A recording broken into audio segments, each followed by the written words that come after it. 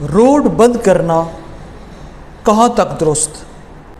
لیکن پھر سوال یہ کہ بغیر روڈ بند کیے وہ کون سا فورم ہے، کون سا طریقہ ہے کہ اپنے مسائل حکومت کے سامنے پیش کیے جا سکے؟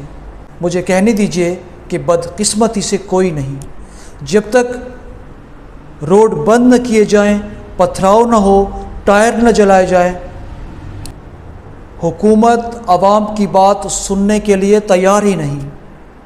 میں بات کرنا چاہتا ہوں جماعت اسلامی کے ایک مظاہرے کی، اور لوگ اس پہ اعتراض بھی کر رہے ہیں کہ ان کو آنے جانے میں مشکل ہوئی، اور یقیناً ہوئی، لیکن یہ سب کچھ کس کے لیے تھا؟ جماعت اسلامی نے یہ کیوں کیا؟ اگر پیٹرول کی قیمتیں روز اوپر اور اوپر ہی جا رہی ہیں تو کوئی تو ہو جو اس کے خلاف بات کرے۔ ہر بات، عوام کے ہر مسئلے پر جماعت اسلامی مظاہرہ کیوں کرتی ہے؟ چاہے بجلی کا مسئلہ ہو، چاہے پیٹرول کا مسئلہ ہو، چاہے پانی کا مسئلہ ہو، جماعت اسلامی سڑکیں بند کر دیتی ہے۔